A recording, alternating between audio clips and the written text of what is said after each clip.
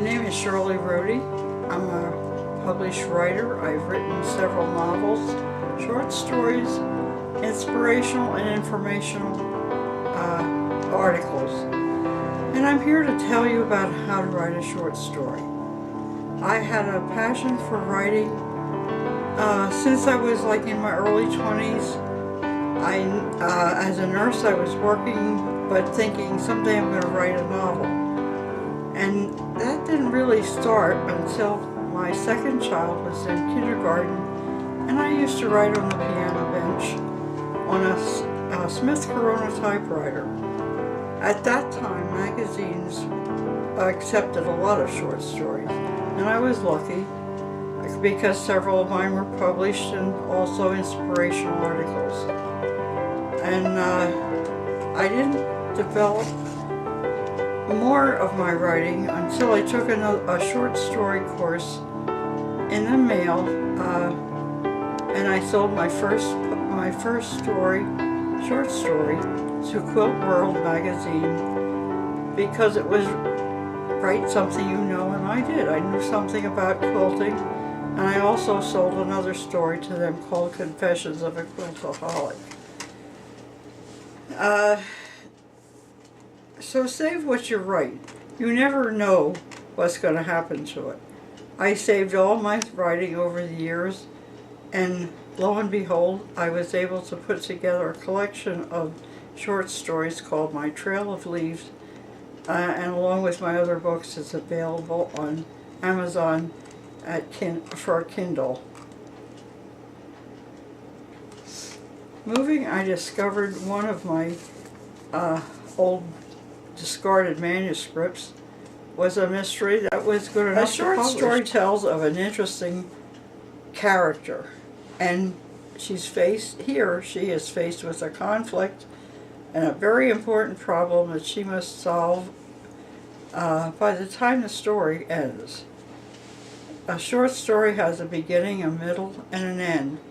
In the beginning, you set the stage, you introduce the characters, you establish the time, and it gives some idea of the conflict in the character's life.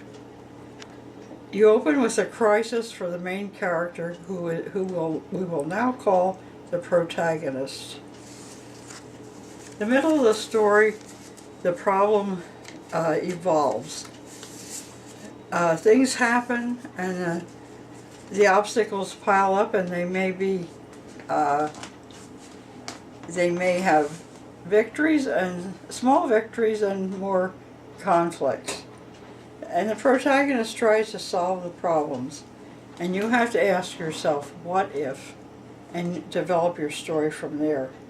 If the action is fast, the sentences are short. It is a fiction narrative concerning one event. And the conclusion should be something that the readers expect to happen, and they should feel satisfied that you've delivered on the story. The character or situation changes, and sometimes nothing changes. For instance, if a person is off on war, we certainly can't expect him to come home all of a sudden. Where do you look for ideas?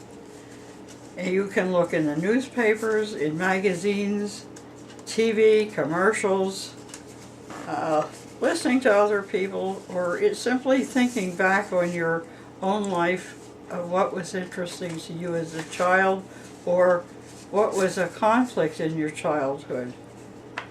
The current events. You can also get it from the words of a song. One viewpoint is used in a short story.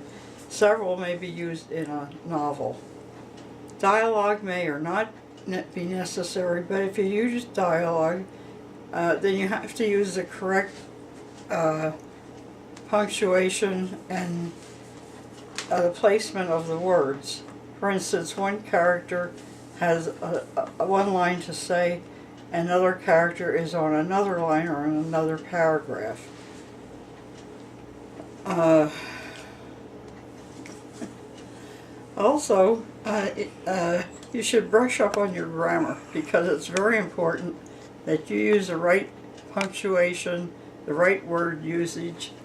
And one thing that helps quite a bit on this is Strunk's Element of Styles. It's a little book, but it has a lot of good knowledge in it for the writer. Next we will talk about scenes. In a short story, it would be more limiting. Maybe you only have one scene. In a novel, it would be a lot of scenes. You must establish a place where the story is taking place. You have a theme that has to be followed that will let the reader know exactly where you're going. Like if you have a point to prove, that should be in the story. Another type of short story is called a slice of life, and this is just one moment at a time. To be a writer, you have to write. You write yourself notes, write notes to your husband, your children's lunch boxes, write for the school newspaper if you're in school, write for newsletters, and keep a journal for yourself. It can be trivial things, or it can be earth-shattering events that happen in your life, and record your emotions at that time. That way you'll know how you felt exactly when you go back and read it later. You can also, when you write, you make it part of your life, and you make it part of the people's life that you hope to write to. Stir the passion when you write. Get enthused. Realize that everything that you write will not be sold, but it will speed you on your way to becoming an experienced writer. You know, when you applied for jobs and they said they wanted experienced help and you were a novice, how that felt. Well, this is how you get experience as a writer. You write everything you can think of and never stop until you get that joy of finally finding an audience for your work. In my short story, Guilt Trips, Melissa's on the phone with her mother, who is expecting her to make her annual trip home for Thanksgiving with all the relatives. She hangs up there, and her live-in boyfriend comes in and announces that he's expected to have a home-cooked meal for one of his clients, and it's up to her to provide the meal.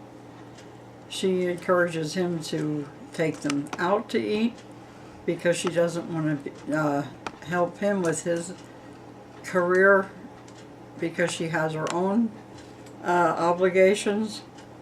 And so in the first few paragraphs we've established two conflicts for Melissa. And it's how she deals with these that evolves to the story's end.